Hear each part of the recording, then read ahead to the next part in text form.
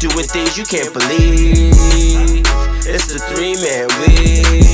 Yo, what's good people out there? We are back. It's your favorite three guys from your favorite podcast, the 3-Man Weave podcast. You got your guy Cannon, and with me as always, I got... Y'all already know it's your boy Hill. Hill going Hill regardless, baby. Let's get it. Huh? You know it, AJ El Presidente. AJ. It's so great how things just start to. Even the intro just feels so much smoother when Cannon is back. Yeah, I'm back, baby. Welcome back. So look, man, it's 7:11 p.m. right now. We are recording. It is June 24th, 2019. I want to give a birthday shout out to my one and only big bro. I only got one. M. Cannon, you know what it is, bro. Happy birthday. My guy. Live it up. Happy birthday, Cannon. You know what to do with it. Uh-huh. That. Hill. Where can they find us? Oh, you already know you can catch us on all major podcast platforms. 3-Man Weave. You can catch us on Twitter, Instagram, 3-Man Weave _ You can email us at podcast.3.man.weave@gmail.com. Uh-huh. Let's get it. Let's get it. So, we're back. What is it, episode 35? Episode 35. That's major. We on that KD. Yeah, we out here, baby. You know who we are. At this point, you know who we are. You know what I'm saying? Yeah, I'm gonna spark this one. Go ahead, spark it off, man. We had the draft last week. Mm-hmm. You know, me and AJ, we were solo. We had it. We recorded before the draft. You know, we said it was weak. But we had it ended up being exciting. And you know why it was exciting? Why? Tell me why. Because my boy Dame Lillard dropped them balls on Marvin Bagley. Ball. But my boy, my boy, he is my boy now. Marvin Bagley dropped them balls right back. Yeah, because I'm going to tell you, man. I'm talking about let's talk about it. Because I'm going to tell you, let me tell you from my perspective. Bars. Because if y'all don't know, I was out of the country, so all this is new to me. I came back in, and it's like, boom, my phone started going off. And Hill is texting me like, bro, Dame just cooked up on, because if you know me, I like Bagley. He was my guy in college. You know, and I'm like, dang. I'm like, why? But then they're like, Bagley had dropped something for him first. So I went back, did my research, listened to Bagley, his initial drop. And honestly, it had some rap bars in there, but I really didn't hear no battle bars in there. So I was trying to figure out, where the beef came from. But regardless of that, Dame came through like big bro. He came through like big bro, and I will say this about Dame. He didn't give us a lot of bars, but his bars were heavy. They had weight to it. You feel what I'm saying? Like, and poor Marvin, because it's just unfortunate. One bar stood out to me was like, he said, I'm not saying what he said, but he basically, the gist of was, Dame is established in two different careers. Yeah. You feel me? He's established. Like, you just getting here. He's you got potential, though. A legitimate rapper and a legitimate baller. And Marvin Bagley, you haven't even really established yourself as a legitimate NBA baller yet. Like that was his next line. He like, you got potential though. Yeah. So it's like, dang, you messing with somebody who already established. Like, that line resonated with me. Yeah. But I didn't know. Hill told me, do my research. So I'm thinking it's just one track. But I'm on SoundCloud, and they play another track after Marvin's joint, Family Feud, and I'm listening to it, and on this one, he says Dame's name specifically, Enzo. It's like he's going at whoever's rapping in the NBA, right? And one thing I will say about the whole overall, this is my whole overall take. I respect Marvin at how he came locked and loaded ready, because he had two joints, and his bars is decent. You feel me? Dame bars were better because he had the facts to back it, and to me that just resonated better. But I was impressed, and overall I don't think he took a L. You know what I'm saying? I think it is what it is, but I don't think Dame gonna respond, because he kind of said that this was it. This is all you gonna get. You feel Floyd me? Don't spar with the amateurs. Yeah, and that was true. And one thing that I can't say about this, the one thing that I will say about this this back and forth is I like it. Like I said, it's off season, it's fun, and I like the fact that they both just came right out the gate. Yeah, man. One responded, like response back to back. It wasn't we waiting any time. And they're not rappers by trade. That's something that they actually do. And thing about it. And their spare time in the off season and when they have a moment. So I definitely respect that. It wasn't like we waiting to say, who's gonna respond. One thing that I can say is Marvin definitely surprised me on what he brought. Facts. Yeah. I think where Dame really got him is Dame just has a better flow than Marvin. Yeah, man. It was Hovish, man. What he did. I didn't want to take it there because it's kind of disrespectful to my guy. He just has a flow, and he seems a little bit more. He a little bit more polished as a rapper, and I like what Marvin Bagley did, especially because I wasn't expecting that. I thought he was gonna come out here like Kobe, but he didn't though. He didn't, and so I was just like, all right, I can take that. Yeah, he was here, man. Kobe deserved it, but he didn't deserve this. Right Kobe deserved that. My thing about it is like, okay, I got both of Dame's albums. Yeah. Like I've been listening to Dame, and I respect him as a lyricist. Yeah. Like, and the fact that because normally he don't cuss. Yeah. Oh, and he Bagley had him cussing, and that's I was like, you got him out of his element. Yeah. So first off, I'm giving my background. I love rap beef. Yeah. Rap beef is what I've been like. That's what like gravitated me towards music. Yeah. Like, and anybody that knows me knows I love battle rap. So the disrespect in bars. Yeah. Oh, you got Hill. You got Hill full attention. Like I am here. I'm here and I'm ready. So Hill hate. Yo, the fact that it was a tweet. I thought it was a tweet that didn't Max Kellerman start this? Yeah, Max Kellerman started it. So it was a tweet in the morning. It was a tweet in the morning. You was in Jamaica. It was a tweet. Let's say let's do a rap battle. They wanted to battle. Next thing you know the bars came. It's a Marvin, I got you. Marvin, I got you. Well, thank you, Max Kellerman. And then what I respect the most, Marvin came right back. So now he got bars loaded up now. He got an arsenal. See now they follow. See, not only did they came with the disrespect. They came with it, but they actually follow the new format. Yeah, we not wasting no time. Yeah. Here come you say my name. Yeah. Here come the bars. Yeah. Here come the rebuttal right back. Yeah. And that's what I love about it. It's like and that's how, even though, like I said, I think Dame has a better flow. That's where I respect Marvin, because it wasn't like he's sitting there trying to craft the perfect song and do this and this. He went straight. He went straight to wherever his studio's at. He had whatever he had in the holster. He said, "Look, give me the mic, give it to me. Like, play the beat, let's go." And the fact that he doesn't have the better flow. He had more aggression. Yeah, he definitely had aggression. So the fact that he may not have the better flow, his aggression was up there. So I'm giving him points off that. And I didn't even know. I always say when it comes rap, and like Hill said, that Dame got 2 studio albums, like full albums, right? Quality albums like, too. So quality. Like, absolutely. I was impressed, and he called Zoe out, and like I said, crickets. Hey, Zoe, where you at? Zoe having a bad summer, man. Zoe, where you at, Woody? Yeah, hey, Zoe. Hey, listen, Zoe. I know you can rap. Yeah, you can rap, actually rap.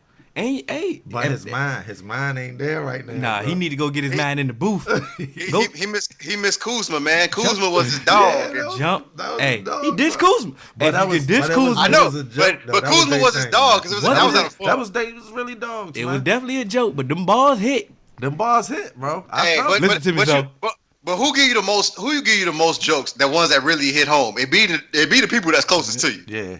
So that's how I'm saying. Like Kuz, he had them coming because that's just his man. Yeah. Unfortunately, Kuz don't rap. So, but Kuz definitely be trolling him on Instagram. So they had their little back. I didn't think it was fair when Zoe, like you hopped on Kuz real quick after Kuz came out with his little video, video troll. And now, where's the quick response now when you're dealing with somebody with bars? So if you want to solidify yourself in the game, come on, Zoe. We calling you out right now. I'm sorry. It's gonna be real bad for Zoe, because they're gonna be like, your daddy talked for you. You got traded. Your little brother's better than all of y'all. Bro. It's a lot. It's a lot of ammo. So while we here,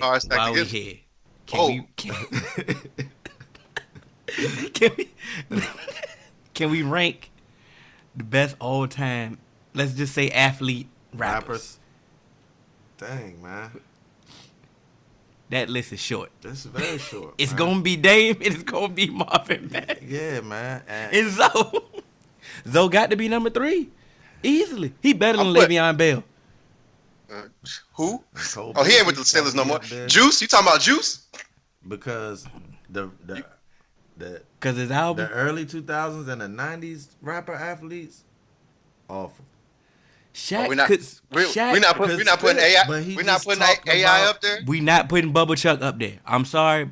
AI was trash. Because Bubba Chuck Hold on. He was trash, bruh. I like the 40 bars. Hold on, wait. What was the name of that? That was it. It was. But I didn't like the album. Was awful. We will not disrespect. Y'all must have forgot Roy Jones Jr. Yeah, Roy had a hit, man. Hey. Literally. Cause Roy. Oh man. Roy top 4 though. Roy in the top 5 though. You can't. I'm not gonna tell him he not. Yeah.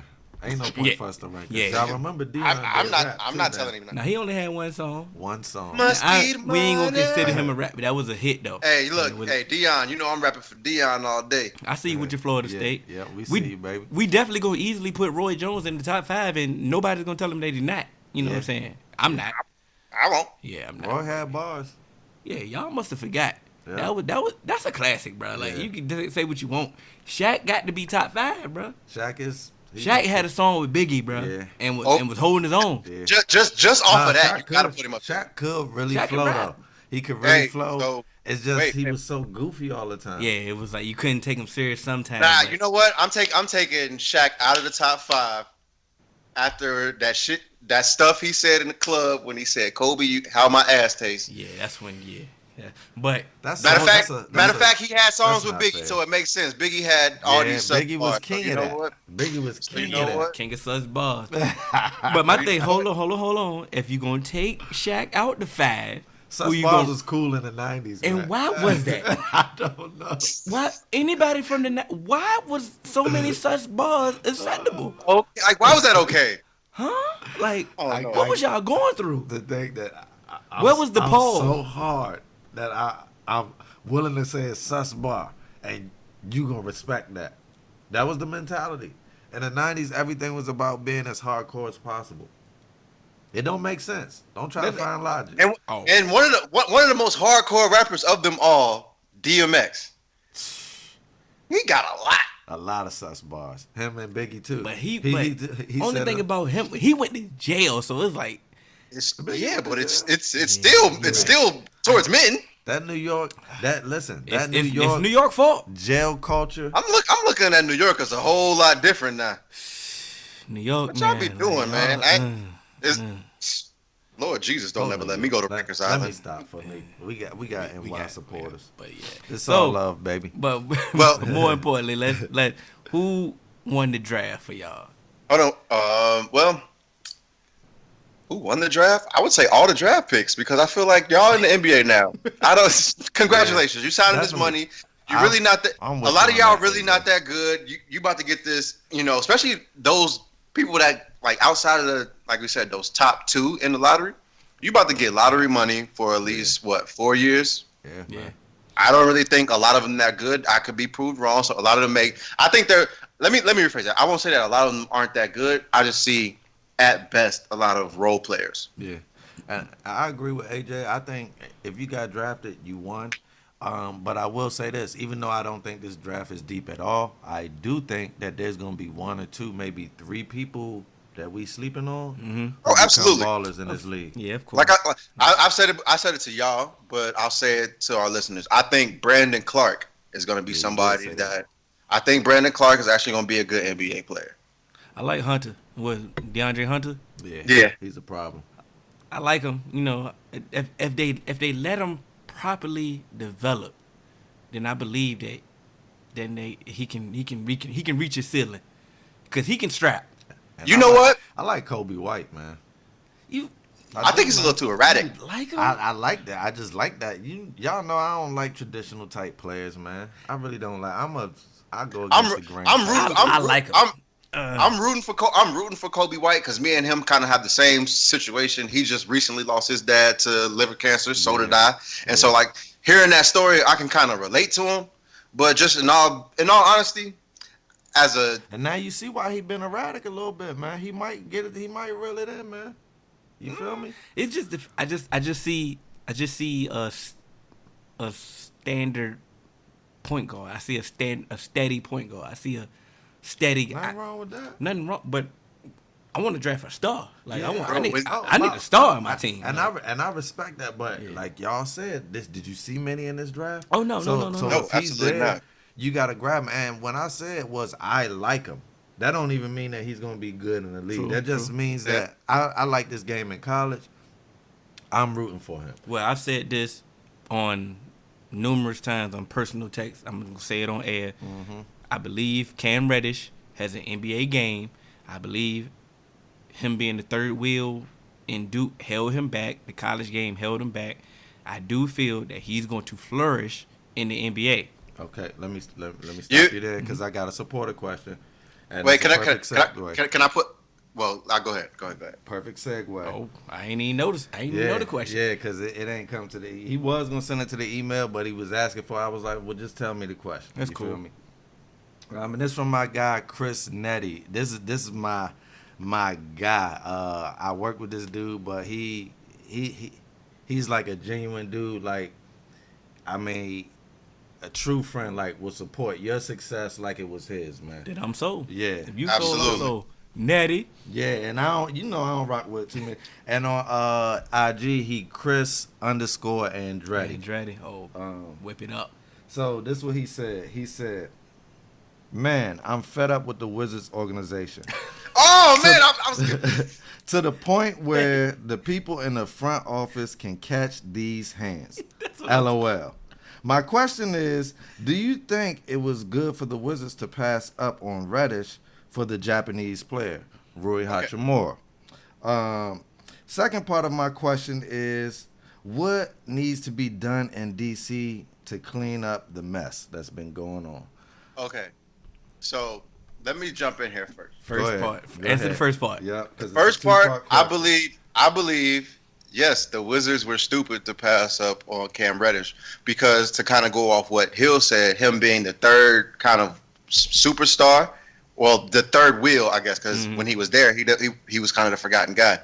I think if he really is able to max out his potential, it can kind of be like what Devin Booker did coming out of Kentucky. A lot of people kind of just thought he was just, I'm going to make these shots. I'm just going to, kind of sit in the corner and do this. But when he actually is able to open up his game and really take over and not really defer to anyone else, I think it's going to open up his game. And so I think, it's a mistake passing up on Cam Reddish. And the reason why I think it's a mistake is because they didn't scout Rui Hachimura. They knew nothing about him. They didn't scout him. They didn't scout him. They didn't bring him for a workout. Man, they didn't know nothing. Wow. Bro, in the press conference, they asked, "Can you shoot?" He asked him that. He asked him, This is "Can the press you conference. shoot?" Can you shoot? This is a question. Wow. This is not a troll. This is not a troll, ladies and gentlemen. And so, look, that right there changed everything that I was going to say. Because I watch college basketball. And I scouted. You scouted. I scouted Rui, man. So you already ahead of the vice president for the Wizards because you already scouted him. Yo, what did I tell y'all? saying? Hey, sign 3 man, leave up. But look, I also scouted Cam Reddish. And I really, really like Cam Reddish. But I don't like him as much as the people who are saying. There's a lot of people saying that they just believe that Cam Reddish is going to flourish in the NBA. I'm not one of those people, but I'm also not one of those people that's saying that he's not going to flourish in the NBA. I like Cam Reddish, and I'm rooting for him. But this is my thing about people who flourish in the NBA. We've seen a lot of top draft picks who came in the league and we thought they would flourish. And even those players who had the tools that we thought still can't flourish sometimes. You feel me? So, to me, in college, Cam Reddish was a letdown, even though he played on the team full of stars. But in the NBA, you're going to play on the team with stars. Now, Not necessarily. maybe, you know what I'm saying? You see what I'm saying? But I feel like Rui was able to stand out in college and do his thing. You feel me? I know at least what he could do if I scouted him. But the Wizards didn't scout him, so that's neither here nor there. But I'm saying if I had scouted him, I know what I was getting. So that is what I was gonna say to defend him. I was thinking that they did scout him, but if they didn't scout him and you're asking him, can he shoot, and you don't know nothing about this man, then you should have drafted Cam Reddish, because Cam Reddish was a well-known prospect in high school, way even before college, and I know you've at least seen him because you couldn't avoid Duke last year. Could. So let me ask you this: if you were the GM, since you scouted both players, who would you have selected? It would have been so tough for me. I was telling everybody else, it would have had to been a collective decision with my team, because I'm on the fence, because I really like what I've seen from Rui Hachimura, but the one thing that the Wizards have been getting burnt by is that same position, that stretch 4 type player, or that player that could play the 3 and the 4 type player, that Oubre, that Porter type player, and they keep drafting that same type player. So I already would have been wary of him. Cam Reddish is going to be a 2 guard in the league, right? 2-3, 2-3, but he's not going to be a wing. 4. Wing. Yeah, you see what I'm saying? So I like Cam. It would have been a tough call for me. I do feel like skill set wise they are kind of close. Yeah. Cam. If I look at high school, I would have edged him, but looking at weighing in the college, it's kind of tough for me. So this is why. Let me jump in here real quick. I would have went Cam over Rory off the simple fact that you're not about to have John Wall this year. That's a good point. You have Bradley Beal, who kind of knows what's going on. People trying to shoot, they try to pluck him from the Wizards. So it's like, why not get somebody that has the potential to create their own offense, put them in that offense with Bradley Beal, and at least have someone that could possibly at least bring some type of potential, some type of excitement. I feel Rui Hachimura, he was an unknown. Not many people knew about him, even in the front office of the Wizards. Fact. So obviously people know who Cam Reddish is. So think about beat Duke. Like, so you didn't know about them. So that's my thing. At least get someone, bring someone in that the fans can get behind. Because they're like, oh, we know Cam Reddish. He was on Duke. He played with Zion. Of course he's going to be good. My thing about Cam, which, like I said, I did compare him to Devin Booker. I said he was going to have a Devin Booker type NBA, stardom. But he ended up going to that same situation in Atlanta, which I love their young core. Their young core that they got going on. Oh, man. I feel like that could be good for them. That is, but, okay, go ahead. I do feel it's going to be good for him, because there's no pressure on him. You can just go develop. You can go ball. But the same issue that he had in college is being the third wheel. You may possibly be the third wheel because you were the later pick from Hunter. Now you got Trae Young is going to be the number 1. You drafted Hunter with the 4th overall pick. I'm assuming, like I said, he's going to be that one. He's going to be that number 2 guy for you. You got Collins. If you develop him, it could all work out. But if you expect him to save the day this year, then that's going to ruin him. No. I don't expect that. I know you're not. I'm just saying. But the Hawks, the core that they have, that young core, is going to be a force to be reckoned with in that East. Definitely. Once they develop, if they hit their potential, oh man. So look, and so let me jump in here before we switch to switch. Well, let's not switch, because we had a 2-part topic that I just my answer to the second part is really quick. Ain't nothing to do. Ain't nothing you can do with the Wizards. That's what I was about to say. There's nothing that you can do, Nettie, to save the Wizards except for blow the whole thing up. Pray to God somebody takes John Wall's contract, and you can't. And that ain't happening for the next 5 years. The only thing good that can happen for the Wizards is somehow they are able to pluck Masai Ujiri away from Toronto for the $10 million a year. For the $10 million a year, and that wouldn't help, man. It don't count towards the salary cap though. So why wouldn't it? Hey, I'm gonna tell you right there. I'm talking about from Masai Ujiri. Executives don't count on the salary cap. Front office. But $10 million a year for an executive. But I'm telling you right now, they got a budget that they can spend on executives too. Get your money, black man. Get your money. You can't just keep firing executives and hiring new ones now. If I pay you $10 million a year, you better bring a championship to DC. Bro, the Wizards are not, do y'all realize the Wizards from scratch? But he know he can't. Paying John Wall how much money? He got the Supermax. Supermax. That's 230. He got close. the max. Bill got the max. That's it. You got somebody to take Otto Porter away from you. God. He got the max too. Yeah, but somebody took it away from him. They took him away. Yeah, but that is going to lead me to. I have a question. I have a question about that. But Porter max deal. Are we done with? Are we good on this? Yeah. Ain't nothing like Nettie. I'll holler at you. Yeah. Hey, ain't nothing you can do about the Wizards. Hey, Jesus is busy. He ain't got time to be dealing with them issues, bro. Hey, Bro, that's on the bottom of the prayer list. Just Dave keep the getting your Crusher tickets a from Wizards Groupon. fan too, man, and Maul. They all Wizards fans. Dave the Crusher, Maul, all of them. Just keep getting your tickets from Groupon, Living Social. Yeah. They gonna be cheap, bro. Yeah. Don't worry about it. Who the hell does Willie CauleyStein think he is for requesting a trade? Listen, man. I I always felt, bro, that Willie could be used better, man. felt this way too. Yes, man. I'm a fan. He need to get out of there, bro. Because But he's a fossil, man. He don't play the new NBA style game as a big man. Bro, that's the coach. That's a coach's fault, bro. He can be used, man. Did you see the way Calipari used him? He is so. You see the way Calipari used everybody. Huh? Nah. I believe Willie CauleyStein been used wrong, bro. Because even Hill said, when the last time Calipari been Calipari? That's on the record. So Yeah, that's definitely on and the fact. last time he been Calipari might have been with Willie CauleyStein. You better. Hey, Bars. you better look. Hey, give me some dap on that one, boy. You better look it up. Actually, Better look it up. What was not finna happen. You better look it up. No. I understand Willie CauleyStein is not panned out to whatever he thought he could have been. But I on everything I love, I feel that he's been used wrong. I believe he's the modern day center. Yeah. He's like I always said that. he's a non-Shaq in the fool JaVale McGee. And I thought he was NBA ready when it draft. Those are one of the ones that I missed on because I said that. I'm with you. I thought that he was gonna be better than what was the other dude that came out that was at Duke? Okafor. Well, Okafor was a bust, like I knew. I believe in Okafor. I- That's I'm- a fossil. Now that's a Wait, fossil. And Hill, I believe in told that you. fossil. I told you So I was never right sold about on the Okafor. Jaleel. At least I feel like teams will take a second chance on Willie CauleyStein, but people don't want Okafor, man. He bounced around the league and I know. He on that Rudy Gay plan.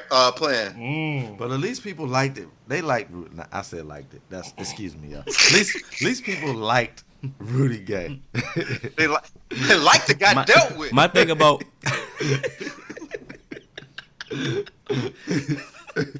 no, but Willie, you get him in that right system. Yeah. Like, honestly, come on now. You've been watching the Kings, other than last year. And now, Bro, has who's anybody coming watched the in? Kings since Who's Chris the Webber? coach now? Luke, I'm requesting a trade too. Get me 100% away from Luke. Get me away from Luke. And if Fox is smart, he would get out of there too, man. Oh, they not letting Fox go. I know they're not letting him go, but he's I'm stuck. saying he could pull an AD. Like, you can become disgruntled, He's and stuck. you can force your way out. I've been telling people to stop signing these deals. Y'all have the power. Brian has gave y'all the blueprint. Y'all may not be. And Kevin. People have showed you. Y'all may not be they level superstar level, but they showing y'all the blueprint. Y'all don't have to sign these long-term deals, yo. Stop doing this. Look at Devin Booker. Look at Devin Booker. Sign a short-term deal, you get to a better max quicker. Just look at Devin Booker. He's stuck in Phoenix. For 4 years. But yeah. So let me tell you this. So can I segue here real quick? He could be dark skinned by the time he leave. Go ahead. So that takes me to another question I got for y'all. The league put this Supermax in place to retain the stars on these teams. Yeah, they did. Mm-hmm. And it is backfiring on the league. The player. Hold on, wait. Let me finish. Let me finish. Go So ahead. the player, My fault. like even though the players a lot of these players have been eligible to get these Supermax deals if they stay in certain places, like where they were drafted at, things along that line. And it's really backfired because players are still leaving. They be like, okay, I'll leave this money on the table because at the end of the day, yeah, I can make $230 million here, but I can make $170 million here. Yeah. It's really not that big of a difference. It is, but it ain't. So do you think that the league is going to try and find another way to change this Supermax schedule to make it a tougher decision for these players to leave these smaller markets? No, hell no. Let me go. bro, giving up $200 million, that's already a tough decision. Like, I don't know how. Like, but it's not what AJ.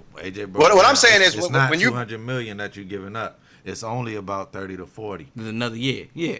But also the thing is, with the reason why I'm saying that is because when you hear a lot of, like, I can't remember who said it, but when he said there's not a big difference from when you're making like $200 million. It might have been Dave Chappelle when you're making $200 million to $250 million. Yeah, your life it's not a big it's not a big lifestyle change. Yeah. So like when you're going from like a couple million to 100, then yeah, like you're going to like $1 million to $100 million. Yeah, it's a little bit different. But when you're going from $100 million to $200 million, it's not really changing your lifestyle any different. So why not go where you want to go? Because once again, it's gonna segue me to another topic that I have, but it's not really changing your lifestyle much. So why not go somewhere where you can actually be happy? Perfect example for what AJ is saying before you go here is Kawhi Leonard this summer. If he stays, he can get 189 with the Raptors. Mm-hmm.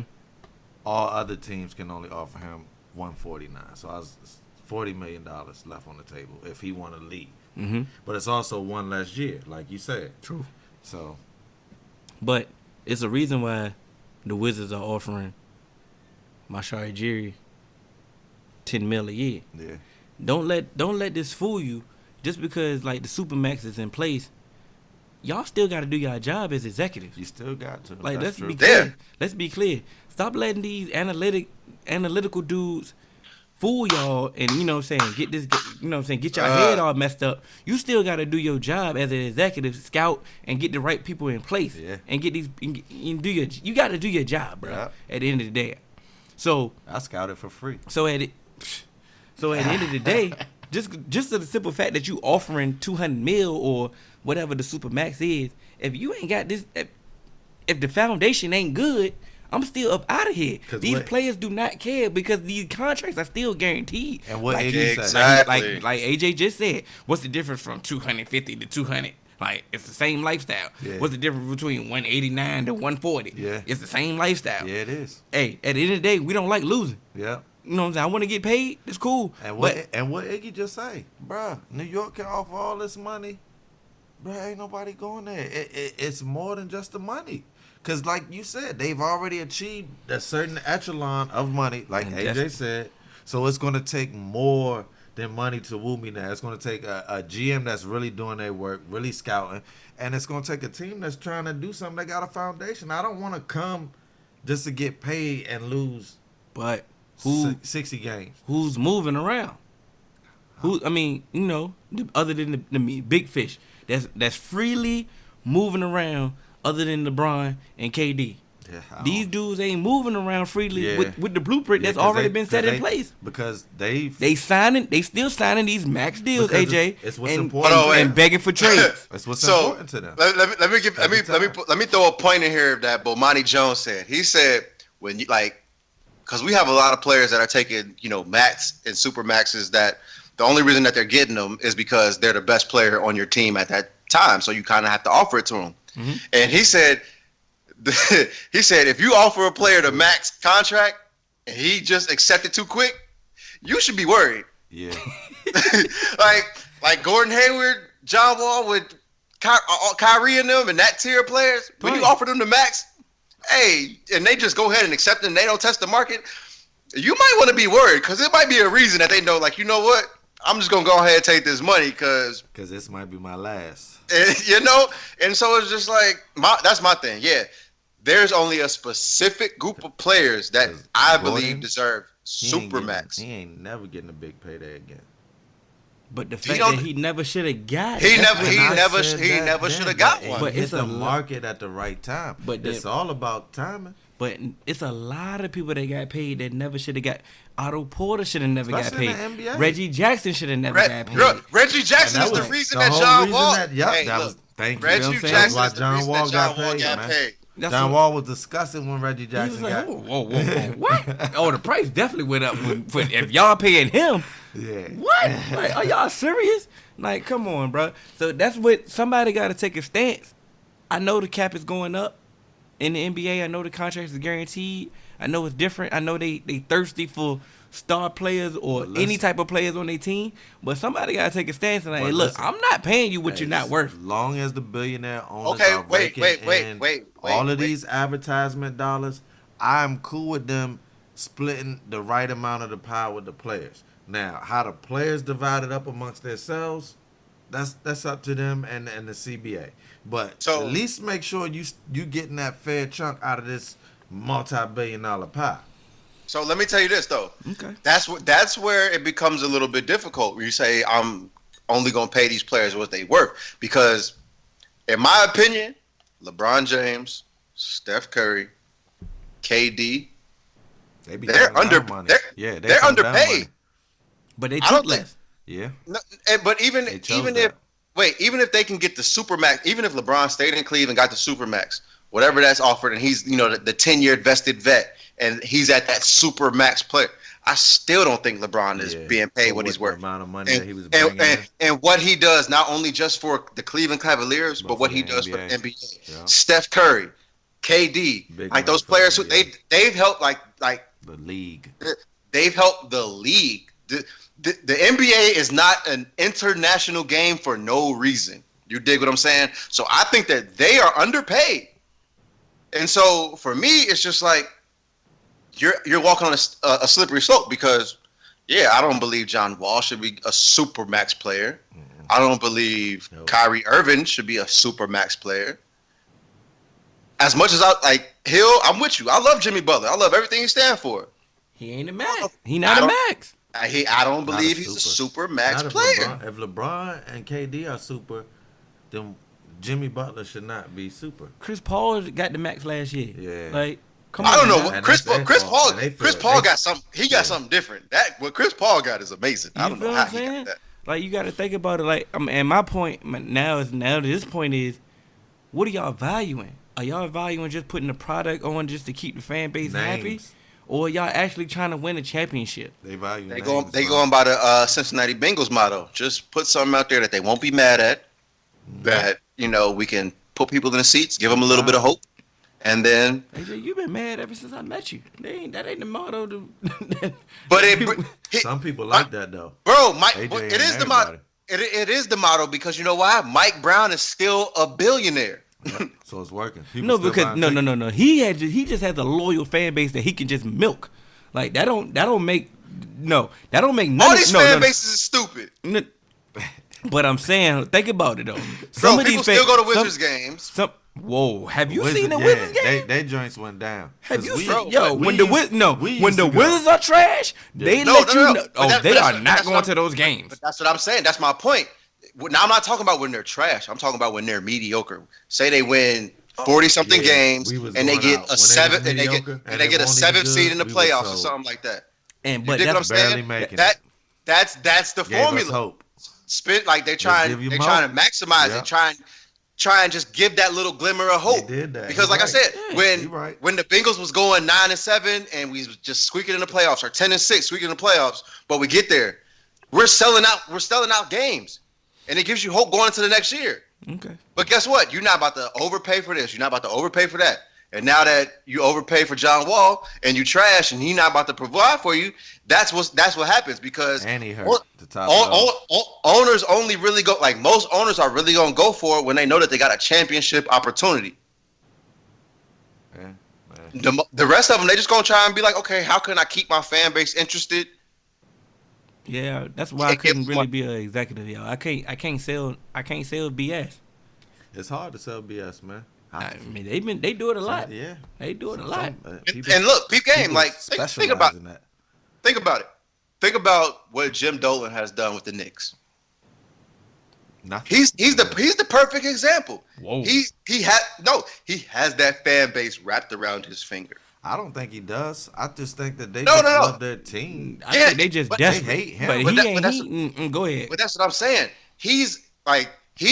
Jim Dolan is going off of what the previous regime, I believe it was his father, have basically passed down and created an atmosphere. The Madison Square Garden, the Mecca, basketball, et cetera, the allure of playing for the New York Knicks. the New York Knicks, they always think they're going to get one of the top free agents, and they never do. New York Knicks fans always think they're going to get somebody. The New York Knicks always think that they deserve this, they deserve that they should be in the conversation of, most glamorous franchises, but they've never done a single thing to really deserve it. But that's not I don't think that's a Dolan thing. I think that's a media driven thing, and that's just what the media does. But it's coming from his lineage though. And he's only played off of that. But what else can he play? Can you blame him for playing the cards he's dealt? They do the same thing for the Lakers. Anybody born in California was all of a sudden was born a Laker fan, and they're coming to the Lakers when it's free agency. We ain't got a free agent. We ain't got a free agent since Shaq and LeBron. Like, are we serious? But every free agent, and the same thing about New York. Like, I don't think that's Dolan or the Bucks fan. I think that's a media driven thing. And honestly, it's bigger than the media. It's like a mystique, man. It's a thing of, like you said. It ain't bigger than the media. I think they're manipulating what that is. But like even before, bro, if you take away NBA, like New York and LA stand out without the teams. You see what I'm saying? So it's like, I just want to be in those places. Like, if I could be in those places and be on the team in one of the best cities. If that was the case, who are you talking about as a player? I'm just speaking like that's the mystique that's out there. Like, that's what AJ is saying that they're using, or James Dolan, he inherited that. The fact that people love the Garden is the mecca of basketball. Bro, wait, so I'm there every day, yo. It's raggedy, brother. So that what? Like, bro, the moment when Virginia State played there, I knew that wasn't the mecca no more. I'm sorry. I don't like nothing New York except for the few people that I know. Reef, Cardi, bro, everything in New York is overrated. Their pizza's overrated, and they always say, "Oh, I can't get a good slice until I go back to New York." Their Chinese food is overrated. They be like, "Oh, I don't give a good goddamn." Like, they be talking about their Chinese food is so much better. They Chinese food good, bro. I don't know where you went, but the pizza's not. Bro. I didn't stop him for the pizza. I had to stop you for that Chinese food. That Chinese food lit. I don't know what they took you to the wrong spot. You need to go to Brooklyn. Hey. I've been in Brooklyn, bro. Got the underrated Chinese food. Newport News. Whoa, I'm a vouch for. Well, we good, but you know what I'm saying. New York, I'm just saying they got some good Chinese food. They and their basketball pipeline is overrated. That definitely been overrated. They've been exposed for a while. They ain't had nobody since Sebastian Telfair. And he's. Would you want to put him on your resume? Like, I would. That's like putting Sebastian Telfair on your resume. It's like putting that call center you had back in college. Yeah, like, you feel me? I worked there for 3 years though. I don't want Sebastian on my joint, man. I'm good. He famous for a documentary, bro. Like, he's not even famous for basketball. He was nice. In high school, yes. Yeah, like you said, everything we seen in New York. In New York, he were nice. Should have went to Louisville. Not in Boston, he were not. Okay, so speaking of, so let me. Not in Oklahoma. Hey, that reminds me of a question I want to ask y'all. Go ahead. As far as the NBA, what was that team throughout history that you feel like was the most like born ready team with the hands? I'm going with that Portland Blazers team where they had Zach Randolph, Ruben Patterson. Man, I got to give it to the Indiana Pacers, bro. Zach Randolph and who? The Portland. I said that. I said it on purpose, just so you know what team I was talking about. Yeah. Ruben Patterson. You know why I brought that up. I'm just talking about that team. No, I don't know why the Kobe stopper. Then when he got dropped 30 over, like, what? This is your topic or your segue, and this is the team that you vouching for with the team with the most hands, and you bring up Ruben Patterson. Come on, bro. The Pacers have hands, bro. That's a proven fact. You just brought up Portland and you said Zach Randolph and Ruben. Team, bro. No. Oh yeah, no. They was ready, bro. Your team is good. Yeah, I know. Ruben Patterson, what? That's the team out of all the teams. Who you going with here? Who you? I'm still on Ruben. Ruben? Not even Ruben Studdard? Not even Ruben from Arby's. That's what we talking about. Patterson, huh? Nah, I ain't go. Nah.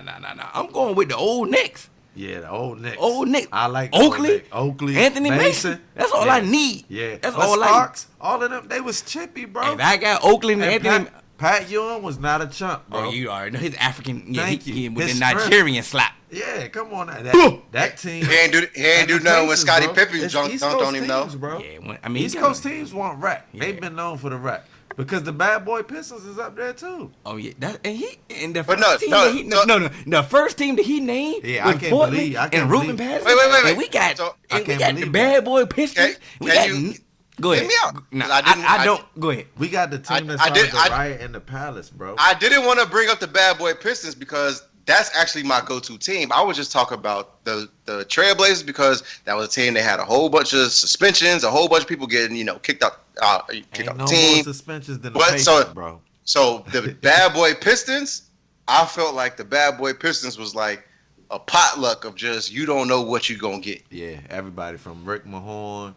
Bill Laimbeer, yeah, Rodman. Only one who was soft. And that was Zeke. that was before Rodman started wearing dresses Zeke and everything. Was soft? Wow, Zeke was soft to me, man. Nah, bro, you didn't. What documentary did you watch? Zeke wanted smoke. He toughed it out for his injuries and stuff, but I just felt like he didn't really want to smoke. Like you forget that Zeke from Chicago? He is from Chicago, man. Zeke wanted to smoke, even though he had, you know what I'm saying? I just didn't believe it, man. Maybe I don't like how he talked. Maybe it's even personal, though man. he had a Jermaine Jackson face perm. Man. Certain stuff I just wanted to smoke. I'm probably hating. You could have dissed Joe Dumas. I'm probably I like Joe was ready for the smoke, bro. No, he the one that didn't want no smoke. Hey, bro, Joe wanted smoke, bro. With who? Smoke. With who? Whoever wanted it. They didn't want it with Joe. Hey, anywhere with Charles Oakley on the team, Anthony Mason, that's who I'm rolling with. Listen, Ron Artest off of meds, I'm taking that team any day. And Steven Jackson? Bro, it was just wild, just swinging. I forgot about Stack. And Jermaine O'Neal didn't even like Ron Artest. And still was throwing both. Come on now. But he forgot about Stack. But the first one, Ruben Patterson? Hey. Somebody call your boy out. Hey, nigga, call your boy out. Hey, you think we gonna get in trouble? All right. I'm talking about from the Ron Artest documentary. Oh yeah. Hey, you think we're gonna get in trouble? Yeah. He said, Ron, we lucky if we have a job, man. And Jermaine wanted to fight him after that. Jermaine wanted to smoke. Jermaine was sick. He been sick of Yeah, he was been sick. But he said, bro, he just wished. Honestly, that documentary was enlightening. Kudos to that documentary, man. And shout out to Ron Artest for stepping out and doing what he did for awareness, because I thought it the whole time, bro. I thought that was a gag, bro. That it was trying to play the crazy card with him. Yeah, nah. I just thought he was just he won't play. Just a black dude that wanted smoke, who was trying to use that as a way out. You feel me? So he could get back on the court. But when I saw that documentary and his coach from St. John's had to stop practice multiple times a day to pray just to get this man to calm down enough to conduct practice, I said, oh, yeah, he really had a problem. And the fact that social media really changed everything, the fact that we never heard those stories until now is because that was strictly during that time when that Pacers team, it was just a media age. There was no Twitter.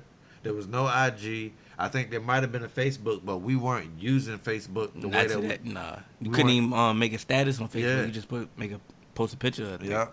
So, speaking of, the one person I've never been sold on is Kevin Garnett.